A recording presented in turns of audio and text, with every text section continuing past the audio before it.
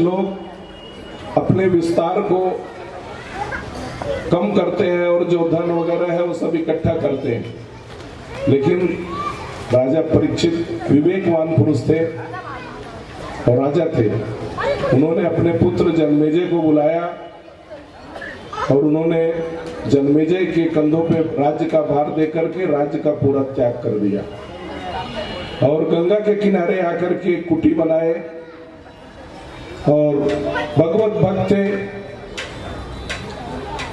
युधिष्ठिर के पांडवों के खानदान से चले आए, अभिमन्यु के पुत्र थे। तो भगवान श्री कृष्ण ने उनके लिए सहज ही सुखदेव मुनि को भागवत कथा कहने के लिए, जीवन और मृत्यु का जो भेद है वह बताने के लिए सुखदेव मुनि को वहां पे भेजा। व्यास के पुत्र सुखदेव मुनि, सुखदेव जी जब गर्भ में थे तो व्यास जी गर्भ में उनसे बात करते थे। सुखदेव मुनि इतने ज्ञानी थे। गर्भावस्था में 9 महीने बीत जाने के बाद सुखदेव मुनि पैदा नहीं हुए। व्यास जी ने कहा कि हे पुत्र, तुम्हारी माता को बड़ा असहनीय कष्ट हो रहा है, अब तुम जन्म ले लो। सुखदेव मुनि ने गर्भ में कहा, हे पिताजी, मैं इस माया रूपी संसार में जन्म नहीं लेना चाहता हूं। वो बोले क्यों? वो बोले मेरे एक जन्म की कहानी आपको बताता हूं कि मेरा एक जन्म गधे के रूप में हुआ। सुखदेव मुनि का पूर्व में गधे का रूप में जन्म हुआ। गधे के रूप में जब मैं बड़ा हुआ तो मुझे धोबी ने खरीद लिया और खरीद करके जब अपने दरवाजे पे लाया तो धोबी का नित्य क्रियाकर्म यही था कि जो गांव के पूरे वस्त्र थे, गंदे वस्त्र, वो इकट्ठा करके रोज सुबह 10 बजे उसके पीठ पे लाद करके धोबी जो है तालाब के पास लेके जाता था और तालाब के पास ले जाकर के उसके दोनों पैरों को बांध देता था और उसको छोड़ देता था और वह कपड़ा धोने लगता था।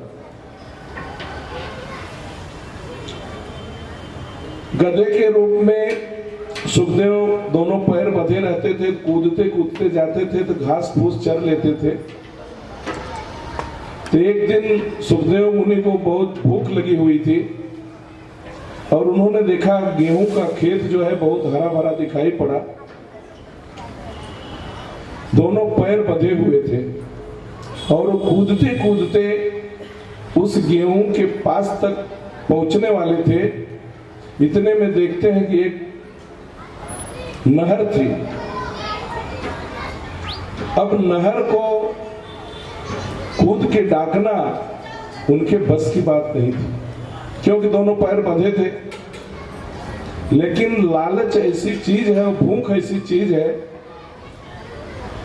उन्होंने प्रयास किया और पीछे आकर के दौड़ते दौड़ते उस नहर को कूद के डाक गए। डाक जाने के बाद गेहूं के खेत में गए और गेहूं खाने लगे। अब जिसका खेत था उस मालिक ने देखा कि गधा जो है हमारे गेहूं को चल रहा है, तो उसने एक बढ़िया गोजी निकाली और गोजी लेकर के उस गधे के पास आया और बेदम होकर के गधे को मारने लगे। इतना मार दिया कि गधा वहीं पे गिर गया। सुखदेव मुनि कहते हैं पिताजी, अधमरा करके मुझे जिसका खेत था, जिसका गेहूं मैंने चरा था, वो छोड़ दिया। अब मैं अधमरा अवस्था में उसी खेत में पड़ा था और वह आदमी मार पीट करके चला गया। अब जब धोबी ने सब वस्त्र धो डाले तो हमको ढूंढते ढूंढते वह आया और वो भी हाथ में डंडा लिया हुआ था। नहर कूद करके आया और 2 अपशब्द बोलने के बाद वो भी डंडे से मुझे मारने लगा। मैं असहाय था, मैं मजबूर था। फिर मैं शक्ति लगाई और खड़ा हो गया, लेकिन अब हमारे अंदर इतनी शक्ति नहीं थी कि मैं उस नाले को डाक सकूं। लेकिन गधा अपने मालिक अपने स्वार्थ में लगा हुआ था और पीछे के पैर में डंडा मारने लगा और मुझे नाले की तरफ ले जाने लगा। मैं नाले की तरफ बढ़ा। मैंने एक बार जोर लगाया कि हो सकता है मैं कूद के फिर से डाक जाऊंगा, लेकिन मैं जैसे ही कूदा उसी नाले में गिर गया। मैं नाले में फंस गया। अब धोबी को इतनी सामर्थ्य नहीं थी कि वह हमको नाले से निकाल सके और हमको उसी हालत में 2 डंडा मार करके वह चला गया। रात को सियार आए और मुझे नोच नोच के खाने लगे। जितने भी जानवर भूखे थे सब आए। कोई मेरी आंख निकाल लिया, कोई मेरा कान काट लिया, कोई मेरा मुंह काट लिया। इसी प्रकार से 3 दिन तक मैं तड़पड़ाता रहा और 3 दिन तक सब मुझे नोच नोच के खाते रहे। अब बताइए मेरे पिताजी, मैं इस संसार में कैसे जन्म लूं? मैं इस संसार में जन्म नहीं लेना चाहता। व्यास जी ने कहा, ये पुत्र, तुम्हारी माता को बहुत असहनीय कष्ट है, फिर उपाय क्या करूं? उन्होंने कहा, उपाय एक ही है। अगर आप ब्रह्मा जी के पास जाते हैं जो सृष्टि के उत्पन्न करने वाले हैं, और आप उनसे प्रार्थना करिए, उनसे प्रार्थना करिए कि कुछ पल के लिए माया को रोक दीजिए।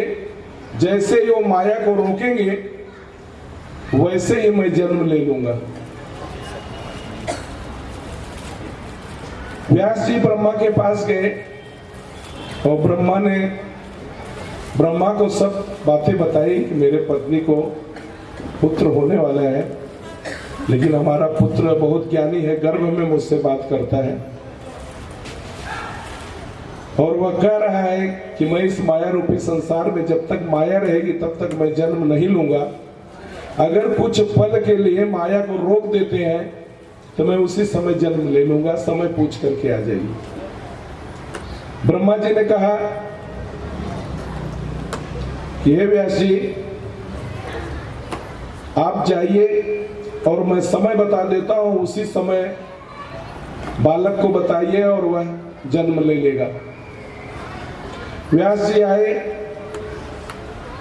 और गर्भ में सुखदेव मुनि से उन्होंने बात किया। उन्होंने कहा, ब्रह्मा जी ने कहा है कि इस समय मैं माया को हटा दूंगा और आप जन्म ले लो।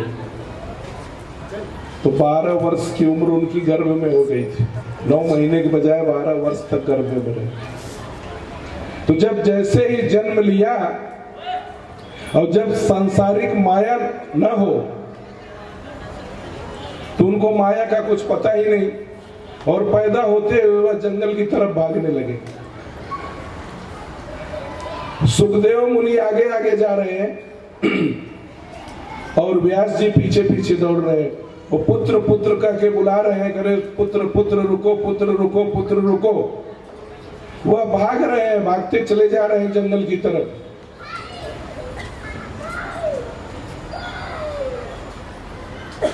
बीच में सरोवर पड़ा, वहां बहुत सी स्त्रियां स्नान कर रही थी।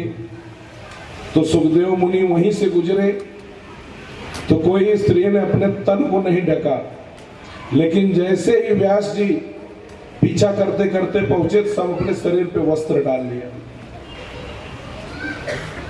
व्यास जी ने सभी स्त्रियों से पूछा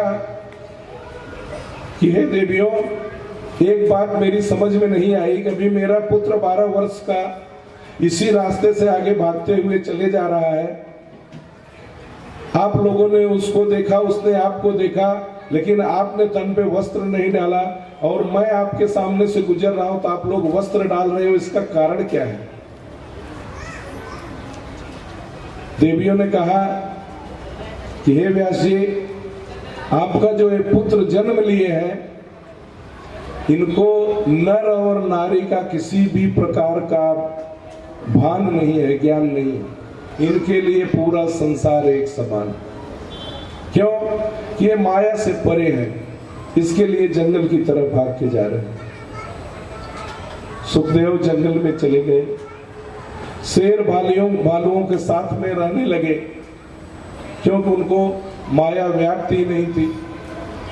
और भगवान की बहुत बड़ी कृपा है, जिसको माया व्याप्त नहीं है वह भगवानमय हो जाता है, उसमें और भगवान में कोई फर्क नहीं होता। अब व्यास जी लौट आए। व्यास जी अपने पुत्र की चिंता सताने लगी। उन्होंने कहा कि अब कौन सा ऐसा उपाय किया जाए कि जो हमारे पुत्र सुखदेव मुनि को वापस घर पे लाया जाए। तो उन्होंने 2-4 विद्वान पंडितों को बुलाया और कहा कि आप लोग जंगल में जाइए और ढूंढिए कि सुखदेव हमारा पुत्र जो जंगल में भ्रमण कर रहा है, आप एक पेड़ के नीचे बैठ करके भगवान की कथा सुनाइए। आपस में ही आप लोग भगवत की चर्चा करो।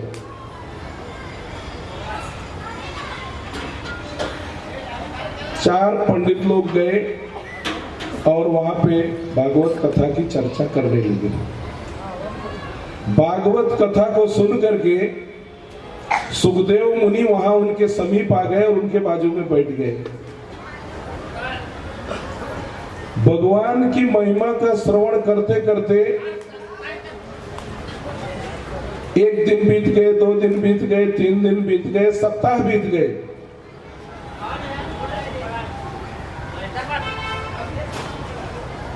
सुखदेव ने कहा कि जो यह कथा आप हमको सुना रहे हो, यह कथा आपको बताने वाला कौन है? उससे हमको मिलाओ। भगवान की कथा का रस, भगवान की कथा का आनंद। सुखदेव कह रहे हैं कि ये जो कथा आपने सुनाई है, ये कथा आपको किसने बताई है? आप उसके पास मुझे लेके चलिए।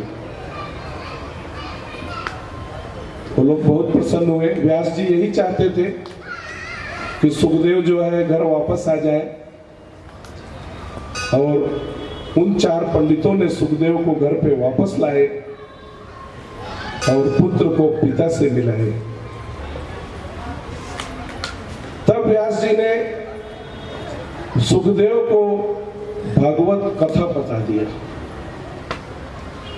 और सुखदेव इतने ज्ञानी थे, भगवानमय थे, कि एक ही बार कथा सुनने के बाद उनको पूरा ज्ञान हो गया। तो सब शास्त्रों के बारे में सुखदेव मुनि को व्यास जी ने बता दिया। अब वही व्यास जी इतने ज्ञानी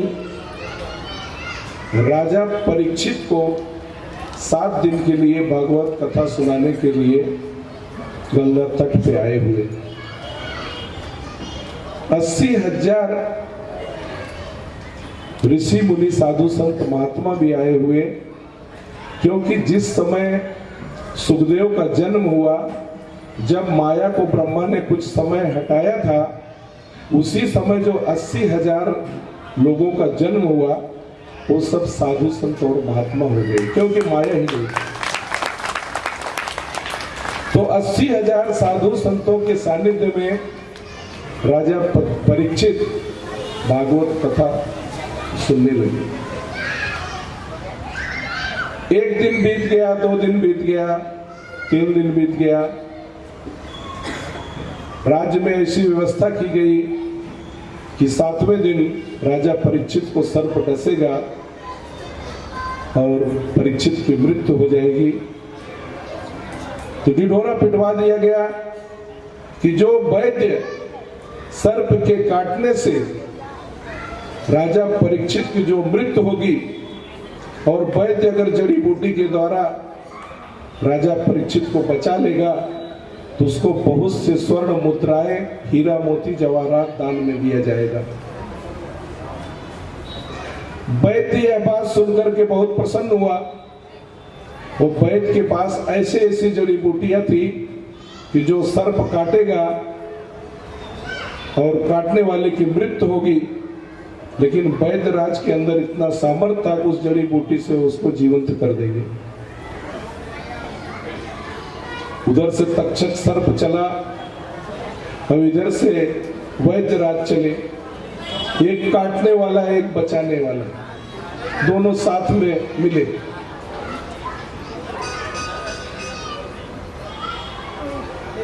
तक्षक ने कहा कि आप कौन है? उन्होंने कहा मैं वैद्य हूं।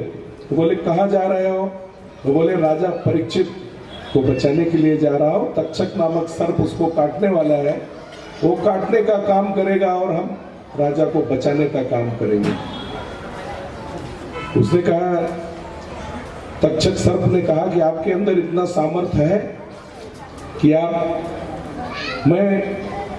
वो नहीं बताया था कि मैं ही तक्षक सर्प हूं कि तक्षक काटेगा और आप बचा लेंगे। तो बोले बिल्कुल। बड़ा परेशान हो गए। वो बोले कि मैं काटूंगा और ये जड़ी बूटी के माध्यम से बचा लेंगे। तो उसने परीक्षा लेनी चाहिए। तक्षक ने अपने बारे में बताया कि देखो मैं ही तक्षक सर्प हूं और मैं राजा को डसूंगा और राजा की मृत्यु होगी। तो क्या मैं जानना चाहता हूं कि आपकी जड़ी बूटी के माध्यम से राजा जीवंत हो जाएंगे? उसने कहा हाँ। तो बोले परीक्षा ले लिया जाए। तो उन्होंने कहा क्यों नहीं, ले लीजिए। उन्होंने कहा कि ये हरा भरा पेड़ है। तक्षक ने कहा कि मैं इसको डसता हूं और यह पेड़ मेरे डसते ही सूखे ठोड़ की तरह खड़ा रह जाएगा, इसका हरा भरा सब खत्म हो जाएगा। तो क्या इसको फिर से आप हरा भरा कर सकते हो? वैद्यराज ने कहा कि हे तक्षक, तुम काटने का, डंक मारने का प्रयास करो। अगर यह पेड़ सूख जाता है तो मैं प्रयास करूंगा जड़ी बूटी के माध्यम से इसको हरा भरा बना दूंगा। तक्षक ने डंक मारा पेड़ पे और पेड़ एक पल में सूख गया और वैद्यराज ने उसी पल जड़ी बूटी लगाई। जड़ी बूटी लगाते ही वह पेड़ फिर से हरा भरा हो गया। तक्षक विचलित हो गया कि तो इतना सामर्थ्य है वैद्य के अंदर, मैं डसूंगा और फिर वह जिंदा हो जाएगा। तो जो ऋषि पुत्र राजा परीक्षित को श्राप दिया है, फिर उसका क्या महत्व रह जाएगा? ओ पापी मन करे भजन, ओ पापी मन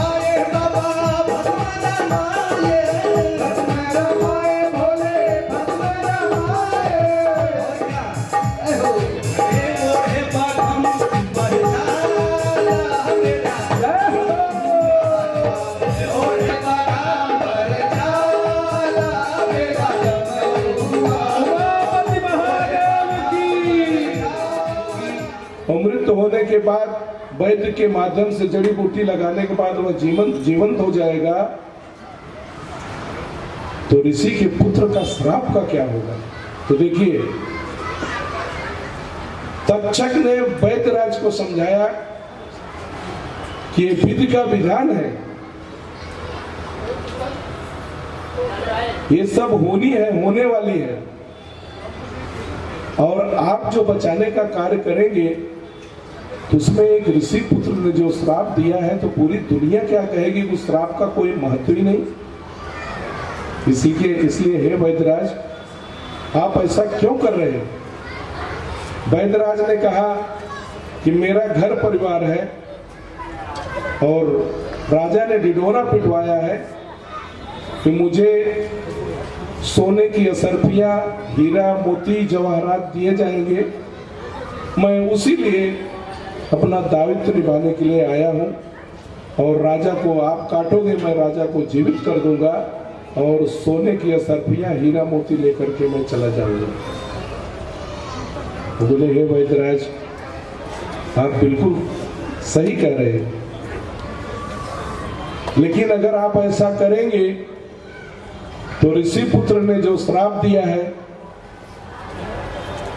उसका समाज में बहुत दुष्प्रभाव पड़ेगा, श्राप का कोई महत्व नहीं रह जाएगा।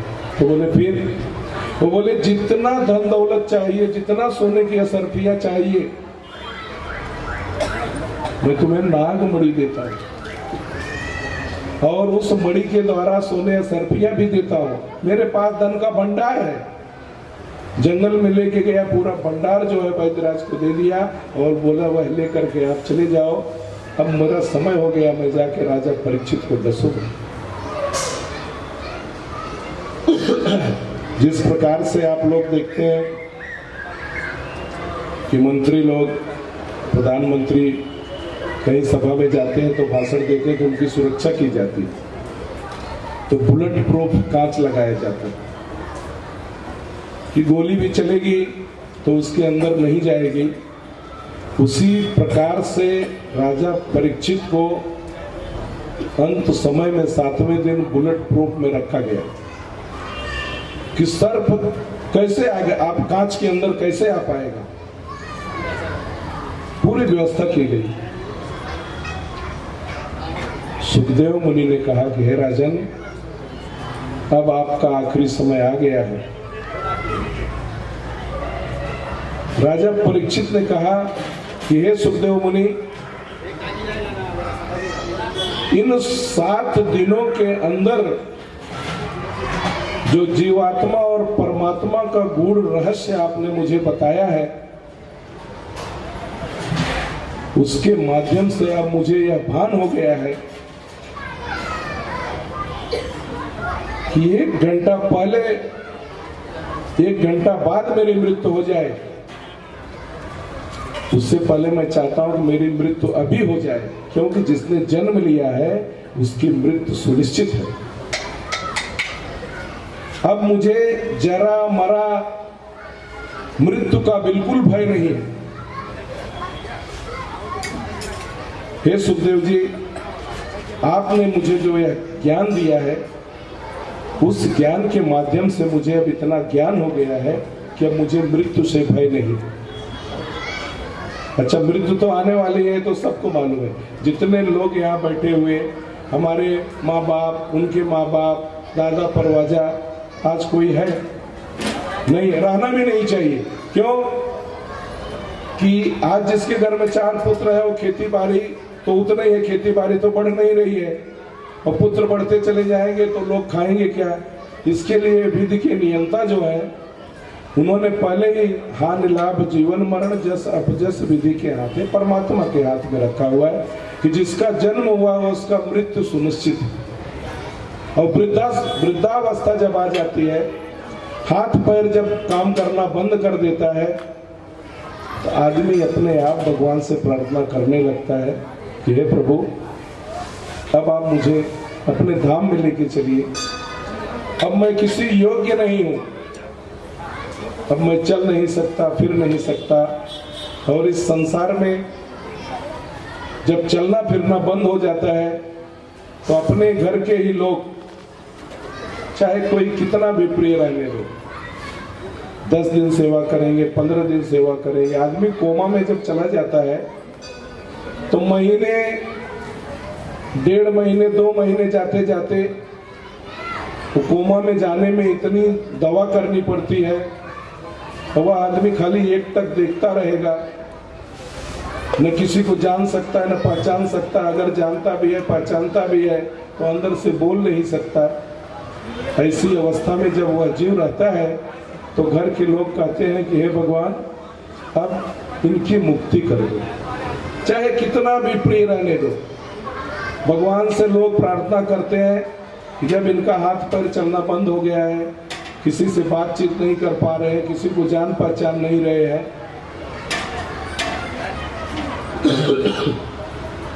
तो घर के लोग ही प्रार्थना करने लगते हैं, अभी 10 दिन हॉस्पिटल में रहने दो। 10 दिन में हॉस्पिटल का इतना बिल हो जाता है कि जो भी सोना चांदी गहना गुड़िया है वो सब बेचना पड़ता है। अब कोई कोई इतना खर्च कराने के बाद फिर इसके बाद मर जाता है, तो सब कहते हैं मरना ही था तो ये सब खर्च कराने की क्या जरूरत, पहले ही मर गए होते तो ये सब तो बच जाता था। लेकिन नहीं, ऐसा क्यों होता है? ऐसा क्यों होता है? कोई कोई एक झटके में अटैक आया और भगवान के धाम में चला गया, एक पैसे भी घर परिवार का खर्चा नहीं हुआ, लोग कहते हैं कि बहुत अच्छी मृत्यु मिली, हॉस्पिटल भी नहीं गए और शरीर से प्राण निकल गए। ये अच्छी मृत्यु है। क्यों? कि जिसने जन्म लिया उसका मृत्यु निश्चित है।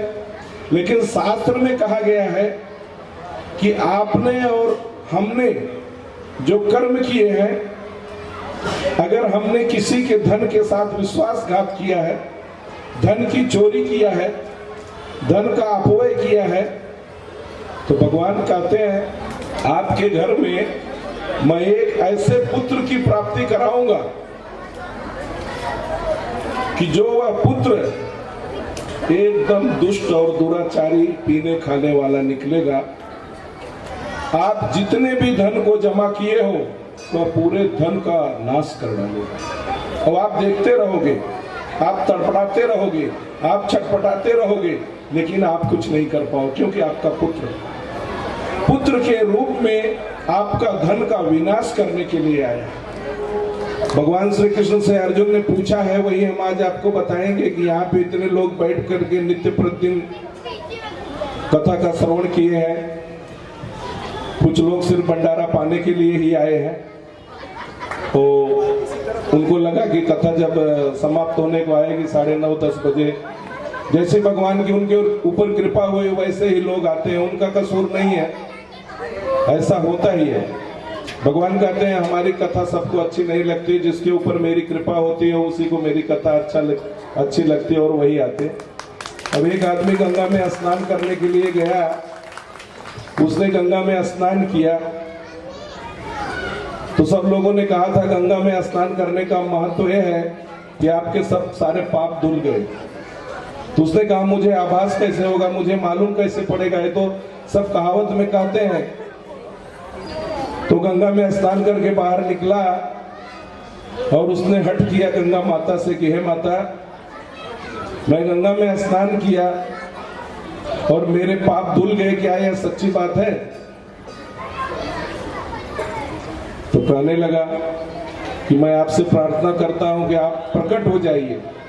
तो गंगा माँ बोली कि भाई अब मुझे प्रकट होना पड़ेगा, इसको बताना पड़ेगा। गंगा माँ प्रकट हो गई तो उसने प्रणाम किया और बोली माता मैंने गंगा में स्नान किया। बोली हाँ। बोले मेरे पाप आपने लिए? बोली हाँ। तो बोली अब उस पाप का क्या करोगे? तो बोले तुम्हारे पाप को मैं अपने पास नहीं रखूंगी, गंगा सागर में छोड़ देती। गंगा सागर कलकत्ता में, बंगाल में छोड़ देती। तो उसने गंगा सागर के पास गया और वहां डुबकी लगाई और उसने समुद्र से पूछा कि आप भी प्रकट हो जाओ। गंगा माँ प्रकट हुई थी, समुद्र भी प्रकट हो गया। उसने कहा गंगा माता ने मेरा पाप लिया, और गंगा माता ने कहा कि हमने सागर में छोड़ दिया। तो क्या मैं जानना चाहता हूं कि मेरे पाप को आप क्या करेंगे और कहां ले जाएंगे? तो बोले तुम पागल हो, तुम्हारे पाप को क्यों मैं अपने पास रखूंगा, तुम्हारे पाप को मैं बादल को दे देता हूं। वह बादल के पास गया और बादल से प्रार्थना किया, बादल भी प्रकट हो गए। और उसने कहा कि गंगा माता ने कहा कि मेरे पाप को सागर में छोड़ दिया, सागर ने कहा बादल को दे दिया, तो आप मेरे पाप को क्या करोगे? वो बोले मैं किसी का पाप नहीं रखता हूं, फिर से तुम्हारे घर में वापस पहुंचा देता हूं। ये हुए जो पाप है उसका भोग आपको ही भोगना पड़ेगा। ये मत समझना खाली गंगा में स्नान कर लेंगे और पाप का क्रिया जारी रखेंगे, वो करते रहेंगे पाप खत्म हो जाए। कभी खत्म होने वाला नहीं। पाप खत्म कब होगा?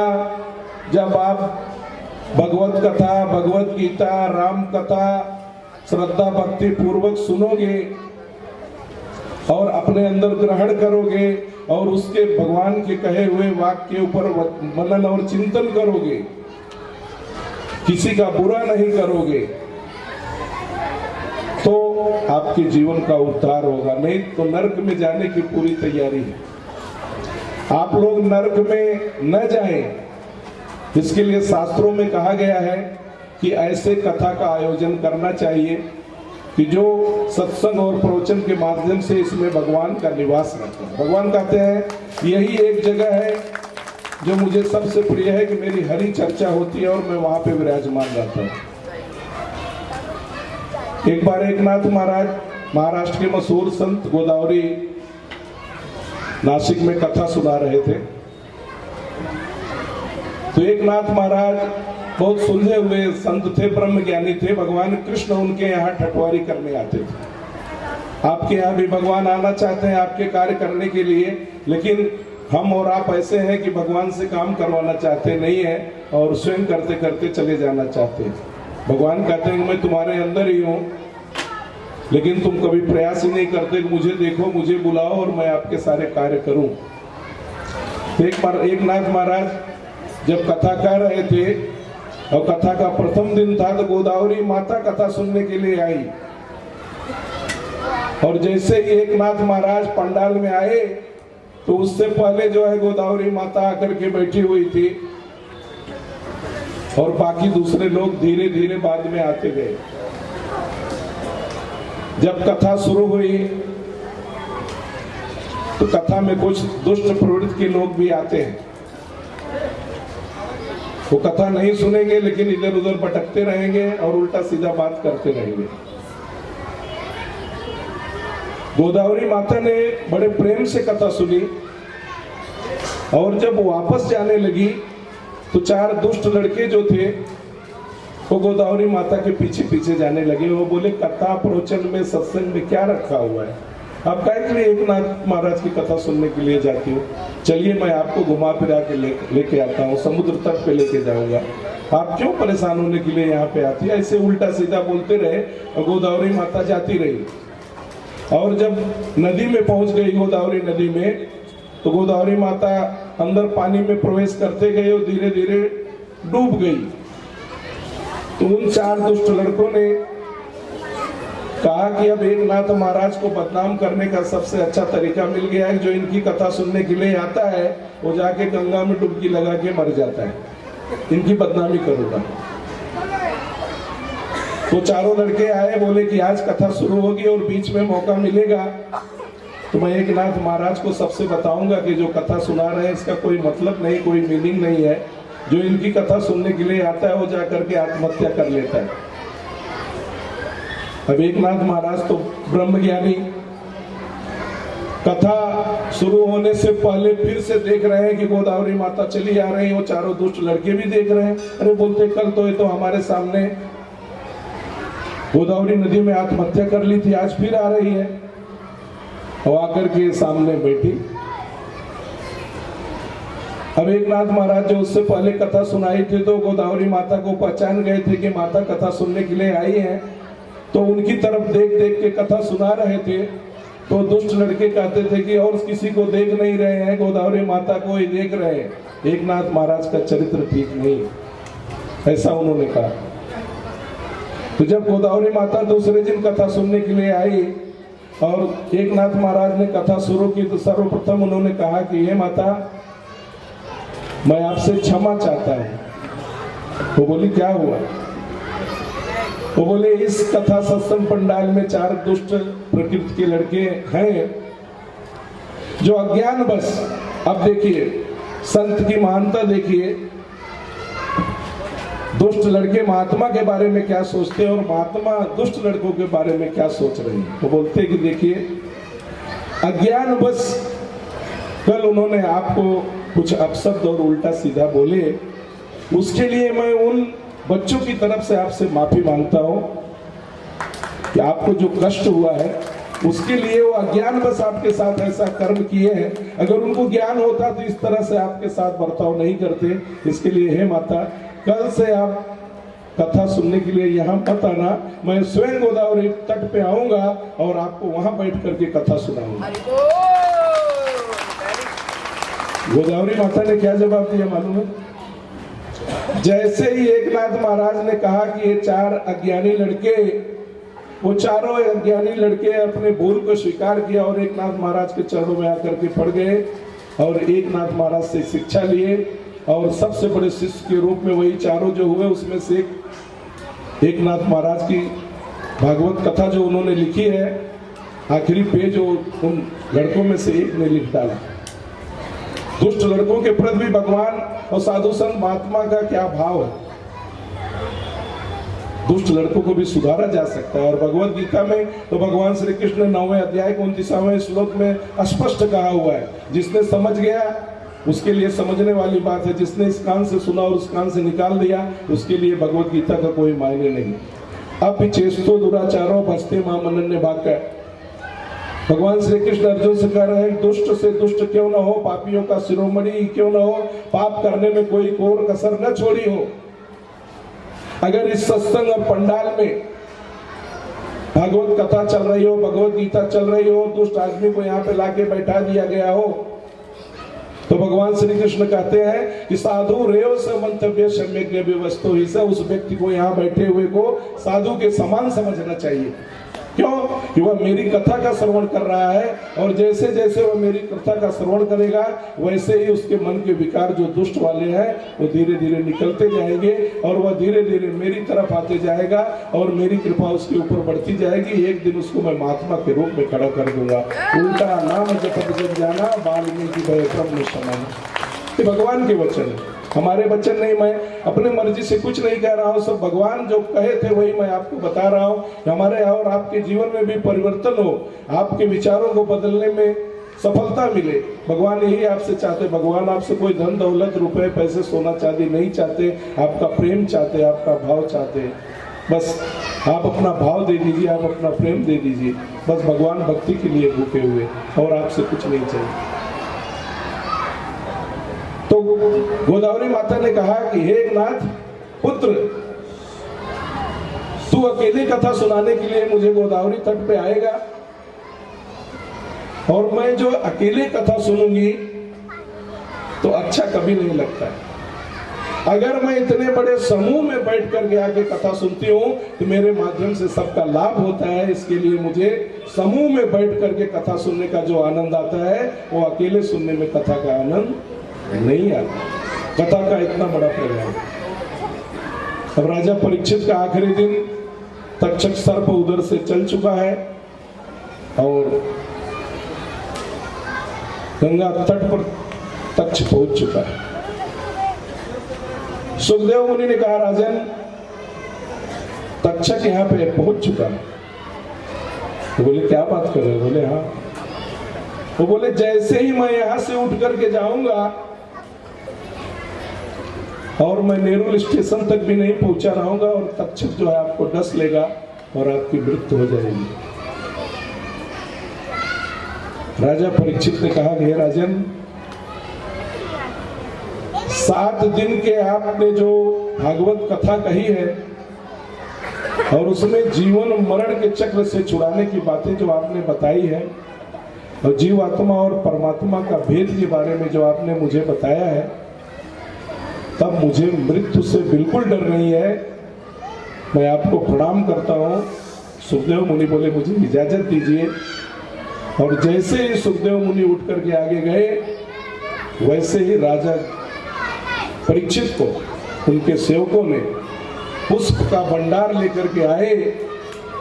और राजा परीक्षित बेली फूल का खुशबू लेते थे, और तक्षक सर्प जो है मक्खी बन करके इसी फूल में बैठ गया। बुलेट प्रूफ कांच काम में नहीं आया, और फूल के माध्यम से तक्षक सर्प राजा परीक्षित के पास पहुंच गया। और राजा परीक्षित ने फूल को जैसे ही सूंघा, वैसे ही नाक के ऊपर सर्प ने डस लिया और राजा परीक्षित की मृत्यु हो गई। ब्राह्मण के पुत्र ने श्राप दिया था, उस श्राप का भी मान और भान रखा गया और राजा परीक्षित की मृत्यु हो गई। तो मृत्यु सबसे बड़ा सत्य है। जिसने जन्म लिया है उसकी मृत्यु निश्चित है।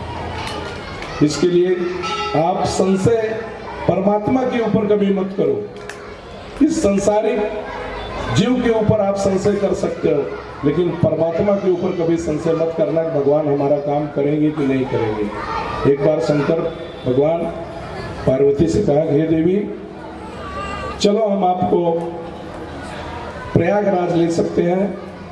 एक बार त्रेता युग माही, एक बार त्रेता युग माही, शंभु चले कुंभज ऋषि पाही। एक बार त्रेता युग माही, शंभु चले कुंभज ऋषि पाही। अब भगवान शंकर माता पार्वती को लेकर के प्रयागराज में आते हैं, और वहां पे भगवान राम की कथा सुनते हैं। भगवान शंकर के आराध्य कौन है? भगवान राम। भगवान राम को भगवान शंकर बहुत चाहते हैं, और भगवान शंकर भगवान राम को बहुत चाहते हैं। इसके लिए शंकर भगवान कहते हैं कि जो हमारी पूजा करता हो, भगवान राम कहते हैं यही कि अगर हमारी पूजा करता हो और शंकर भगवान की पूजा न करता हो, तो भगवान राम कहते हैं कि शिव द्रोही मम दास कहावा, सो नर मोहि सपने नहीं भागा। भगवान कहते हैं कि उसको ख्वाब में भी मैं देखना पसंद नहीं करता हूँ, जो भगवान राम से राग और द्वेष करता हूँ। सब कथा सुने शंकर भगवान, और पार्वती को लेकर के जब बाहर निकले, तो उसी समय अरण्य कांड में भगवान राम और लक्ष्मण, लंकाधिपति रावण जो है सीता का हरण कर चुका था, और भगवान राम और लक्ष्मण सीता को ढूंढने के लिए जंगल में विचर रहे थे। उसी समय भगवान शंकर ने अपने आराध्य उपजा अति दारुण जाना राम सती दुख दावा, निज स्वभाव कछु प्रगट जनावा, सती देखी कौतुक मन जाता, आगे राम सहित प्रीत गाता। फिर चित्र पाठे प्रभु देखा, सहित शंभु सुंदर देखा। प्रभु श्री राम से प्रार्थना किया कि हे प्रभु, मैंने ऋषियों से अभी आपकी कथा सुनी, और उस कथा में मुझे बहुत आनंद आया। मैं चाहता हूं कि एक बार आपके स्वरूप का दर्शन कर लूं।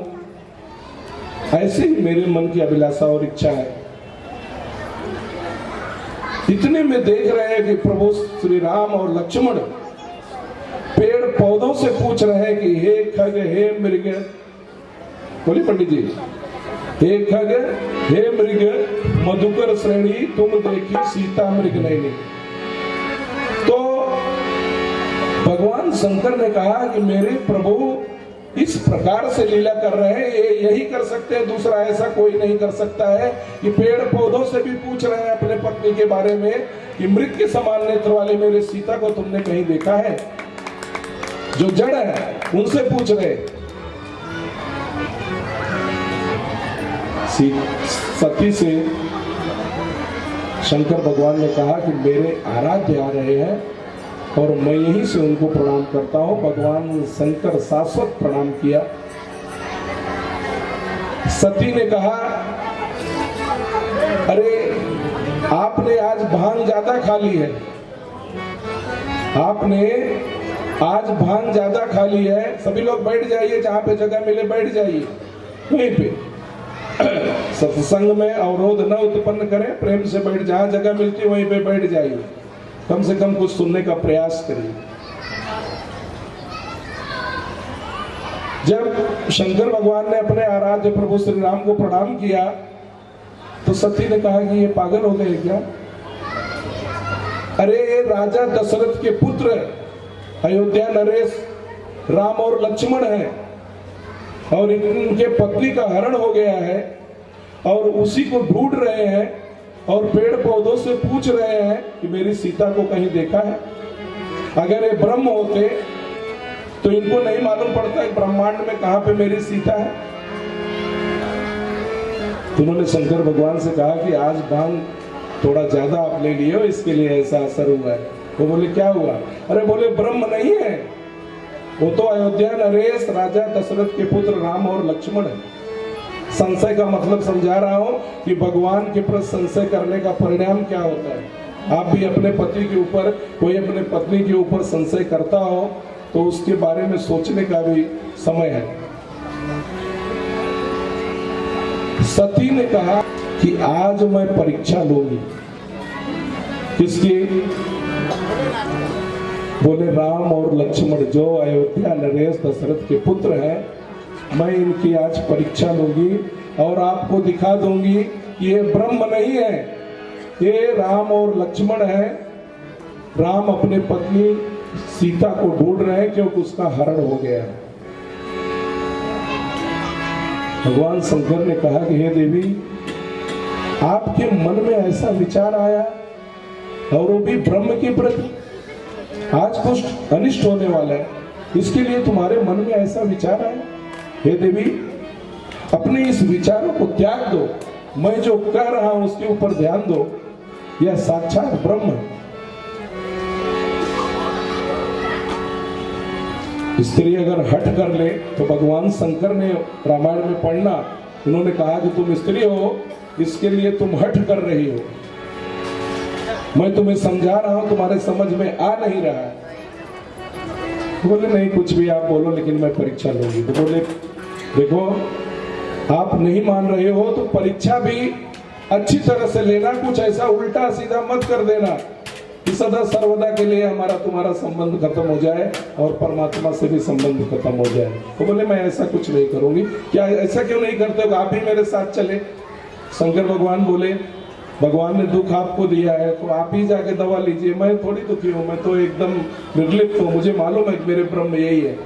मैं तो आपको समझा रहा हूं, मेरी बात मान जाइए कि वह ब्रह्म है, दशरथ के पुत्र के रूप में वह ब्रह्म है। वो बोलते नहीं नहीं, कुछ भी हो जाए, आज मैं परीक्षा लूंगी।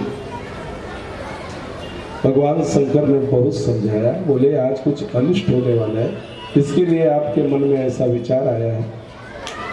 तो बोले आप यहीं पे बैठिए। भगवान बट वृक्ष के नीचे शंकर भगवान बैठ गए और बोले मैं अपने आराध्य का ध्यान करता हूं।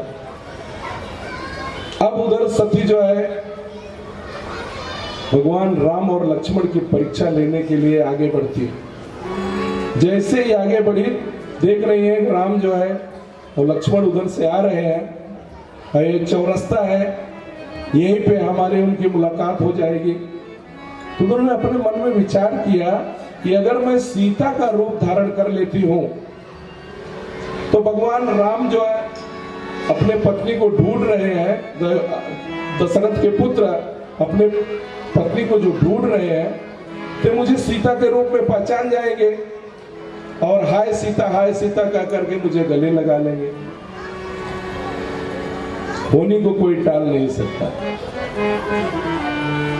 अच्छा, सती ने जो है सीता का रूप धारण कर लिया और ब्रह्म भगवान राम ने समझ लिया कि आज कुछ अनर्थ होने वाला है। फिर भी उन्होंने प्रयास किया और रास्ता को बदल दिया। जिस रास्ते से सती आ रही थी उस रास्ते को भगवान राम ने बदल दिया। तो सती ने सोचा कि शायद इन्होंने मुझे देखा नहीं, इसके लिए रास्ता बदल दिया। घूम फिर के फिर उसी रास्ते पे गई। भगवान ने कहा कि बड़ी समस्या है, तो फिर यहीं पे आ गई और फिर भगवान ने दूसरा रास्ता पकड़ लिया। इस प्रकार से चारों रास्तों को भगवान ने बदल दिया। लेकिन सती जो है सीता के रूप में हमेशा भगवान के सामने जाने का प्रयास करती रही। तब भगवान राम ने कहा कि अब जो है सती जो सीता के रूप में है, मुझे इनके सामने प्रकट होना ही पड़ेगा। भगवान राम जब सती के रूप में जो सीता खड़ी थी और उधर आने लगे तो सती आगे बढ़ने लगी।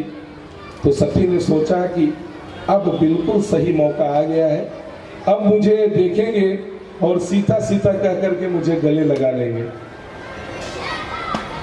भगवान राम उनके समीप आए और उन्होंने कहा, हे माता, विष केतु भगवान शंकर को कहाँ आपने छोड़ा है? इस अरण्य में आप अकेले कहाँ विचर रही है? जैसे ही उन्होंने हे माता कहा और विष केतु शंकर भगवान को कहा आपने छोड़ा और इस जंगल में आप अकेले विचर रही, सर पकड़ करके सती बैठ गई और उनको चक्कर आने लगे। जय श्री राम, जय जब वह खड़ी हुई तो ब्रह्म ने सोचा कि जब इन्होंने सीता के रूप में हमारे सामने प्रकट हुई, इनको मैं पूरा ब्रह्मांड ही दिखा देता हूं कि मेरी सीता मुझसे परे नहीं है, ये तो मैं लीला कर रहा हूं।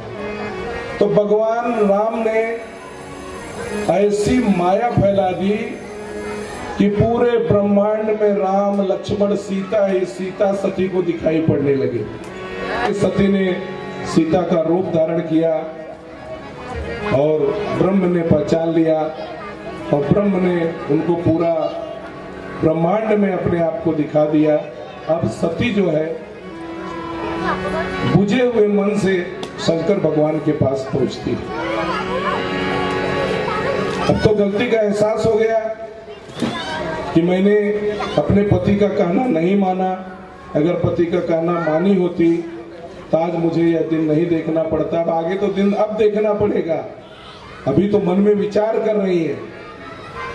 अब आए शंकर भगवान ने कहा कि हे देवी, परीक्षा ले लिया? उन्होंने कहा हाँ, परीक्षा ले लिया। उन्होंने कहा कैसे परीक्षा लिया? कछु न परीक्षा लीन गोसाई, कीन प्रणाम तुम्हारे ही नाई। देवी सती कह रहे हैं कि हे प्रभु, जिस प्रकार से आप प्रणाम करते हो उसी प्रकार से मैंने भगवान राम को प्रणाम किया। भगवान शंकर कहते हैं कि अगर देवी हमारी तरह ही आपको प्रणाम करना था तो वहां जाने की जरूरत क्या थी? तो भगवान शंकर समझ गए कि सती जो है झूठे वचन बोल करके मुझे बता रही है। और भगवान शंकर ने उसी पल अंतर मन लगा करके देखा। तब शंकर देखा उधर ध्याना, सती जो कीन चरित्र सब जाना। सब चरित्र शंकर भगवान को मालूम पड़ गया।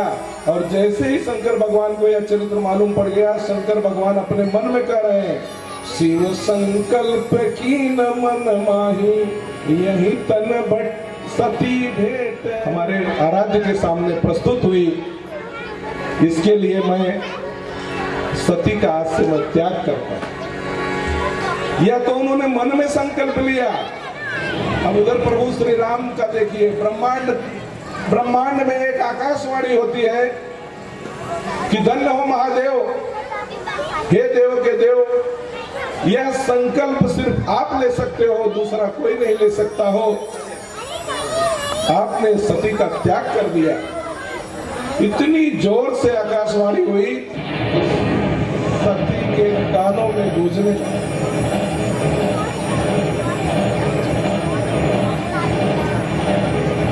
इस प्रकार से यह आकाशवाणी सती के कानों में गूंजने लगा। सती ने समझ लिया कि भगवान शिव ने मेरा परित्याग कर दिया। शंकर भगवान उठे और अपने आराध्य से कह रहे हैं कि यह संकल्प तो हमने मन में लिया था, मैंने सती को नहीं बताया था कि मैंने सती का त्याग कर दिया, लेकिन आपने आकाशवाणी के माध्यम से यह साबित कर दिया कि मैंने सती का त्याग कर दिया। सती हृदय अनुमान किए सब जानऊ सर्वभाग्य, कीन्ह कपट में संभूषण नारी सहज जड़ेया। अब भगवान शंकर कहते हैं देवी, अब चलो हम कैलाश चलते हैं। और कैलाश में जाते हैं। अब पत्नी का दर्जा जो बाजू में रहता था, अब चटाई सामने लग गई। तो बोले कि अब आप हमारी माता के समान हो, अब हमारा तुम्हारा संबंध पति पत्नी का नहीं है। सती विलाप करने लगी, बोली मैं आपके बगैर जिंदा नहीं रह सकती हूँ। मैंने जीवन में बहुत बड़ी भूल की जो आपका कहना नहीं माना। पति का कहना मानना चाहिए, जहाँ जरूरी है वहां मानना चाहिए, हठ नहीं करना चाहिए। यह शास्त्र बताता है, मैं नहीं बता रहा, शास्त्र बता रहा है। महादेव की कथा आप सुन रहे हैं। सती बस ही कैलाश तब अधिक सोच मन माही, मरम न को जान कछु जुग तम दिवस सिरा। भगवान शंकर से देवी सती कहते हैं कि हे प्रभु, अब मेरा कल्याण कैसे होगा, मुझे उसका उपाय बताइए। भगवान शंकर ने कहा, यह दुख तुम्हें जिसने दिया है वही दुख दूर करेगा। तुम्हें दुख किसने दिया? मेरे आराध्य ने दिया है। अब मेरे आराध्य के शरण में जाओ, वही रास्ता तुम्हें बताएंगे। फिर इसके बाद भगवान राम ने लीला रची और राजा दक्ष के यहाँ यज्ञ का आयोजन करवाया। और यज्ञ का ऐसा आयोजन करवाया कि राजा दक्ष के जमाता भगवान शंकर को निमंत्रण नहीं दिया। ससुराल में अगर जवाई को निमंत्रण न मिले तो कितना कष्ट होता है पत्नी को। ससुराल से निमंत्रण न आए तो पत्नी को तो बहुत कष्ट होता है। तो वही कष्ट देवी सती को हुआ। लेकिन भगवान राम ने इस प्रकार से राजा दक्ष की बुद्धि को फेर दिया और सती ने कहा, आप देखिए जितने भी निमंत्रण जिसको मिला था सब देवता लोग कैलाश के ऊपर से जाने लगे, हेलीकॉप्टर से, रथ से। अच्छा, जब आपको निमंत्रण मिला है तो आप चले जाते। अब शंकर भगवान को निमंत्रण नहीं मिला तो उनसे हालचाल पूछने के लिए वहां उतर जाते थे और कहते थे कि अरे राजा दक्ष के यहाँ आपके ससुराल में इतना बड़ा आयोजन हो रहा है, इतनी बड़ी यज्ञ हो रही है, क्या आपको निमंत्रण नहीं आया है? भगवान शंकर जो है अपने आंखों को बंद कर लेते थे। तब देवी सती को और गुस्सा आया कि हमारे पिताजी ने इतना बड़ा पाप क्यों किया। तब देवी सती बोली कि मैं देखो मेरे पिताजी ने नहीं बुलाया फिर भी मैं जाऊंगी। पिता भवन उत्सव परम जो प्रभु आयस होय, तो मैं जाऊं कृपायतन सादर देखन सो। तब सती वहां पे जाती है और अपने पति का अपमान देख करके वहां पे जो दधीची ऋषि वगैरह जितने बैठे हुए थे सबको अपमानित करती है कि क्या आपको अच्छा लग रहा है कि भगवान शिव का स्थान यज्ञ में खाली पड़ा हो और उस यज्ञ की पूर्ति कैसे हो सकती है। सती ने उसी अग्निकुंड में कूद करके अपने प्राणों का त्याग कर दिया। फिर दूसरा जन्म जो है हिमालय पर्वत के यहाँ पार्वती के रूप में उन्होंने लिया, क्योंकि सती शंकर के बगैर नहीं रह सकती है, इसके लिए पार्वती के रूप में उनका दूसरा विवाह हुआ था। इसके लिए ब्रह्म के ऊपर कभी संशय करने की जरूरत नहीं है। बोले शंकर भगवान की। विवेक के माध्यम से अब आप फैसला करो कि हमें क्या करना है। वही हाल हमारा और आपका भी है। हमारे पास बुद्धि, विवेक, अहंकार, सब कारणों का कारण मन, जो इस जीव को लालच में फंसा करके बुरे कर्म करवाता है और सही कर्म करवाता है। अर्जुन खड़ा हुआ एक बार फिर से और भगवान श्री कृष्ण से प्रार्थना करने लगा, हे प्रभु आपकी कही हुई बातें बहुत ही अच्छी बातें कह रहे हैं आप, और मेरा जो दिशा निर्देश कर रहे हो वो बहुत ही सुंदर है। मैं आपसे एक बार निवेदन करता हूं, आप मुझे कुछ उपदेश और दे दीजिए। हमें कुछ उपदेश जो है, यहाँ पे जितने लोग पंडाल में बैठे हुए हैं, अर्जुन ने पूछा कि इतने लोग जो पंडाल में बैठे हुए आपकी कथा सुनी हुई है तो उसका फल क्या मिलेगा, वो मैं अब आगे बताने वाला, वो श्लोक आने पे बताऊंगा। भगवान श्री कृष्ण से अर्जुन ने कहा कि प्रभु आपका निवास स्थान कहाँ पे, ब्रह्म कहाँ रहता है।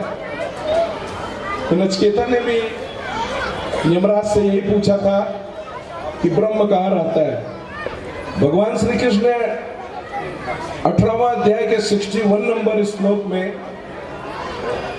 अर्जुन को बता रहे हैं कि मैं कैसे सभी जीवों के अंदर रहता हूं।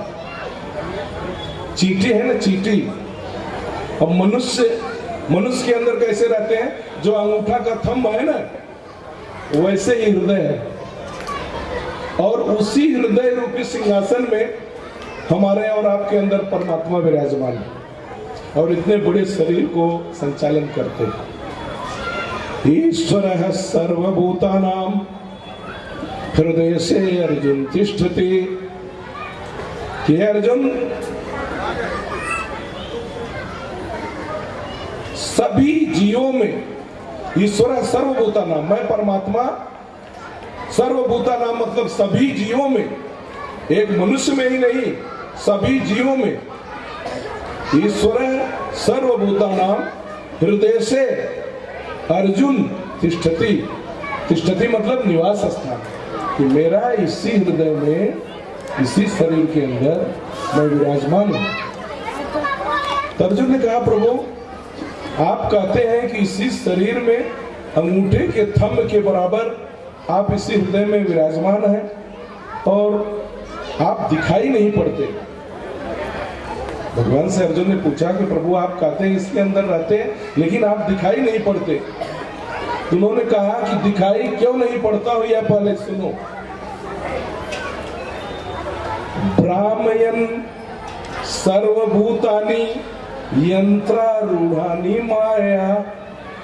भगवान ने कहा कि इस संसार में है अर्जुन, इस प्रकृति में मेरी बनाई हुई बड़ी भयानक माया है। यह जीव जो है मन के द्वारा इसी सांसारिक माया में फंस गया।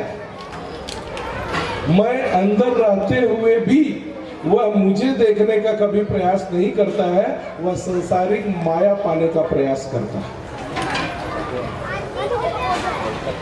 तो अर्जुन ने कहा प्रभु ये बात आप बिल्कुल सत्य कह रहे हैं। तो दूसरा प्रश्न पूछा कि जीवन में शांति किस प्रकार से मिलेगी।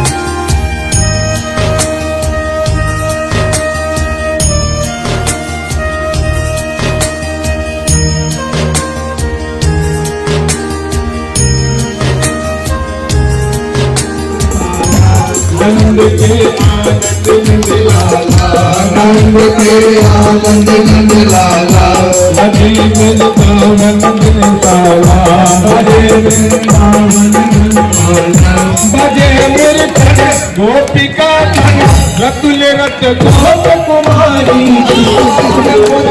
भैरव बाबा रहा न कोई बाके,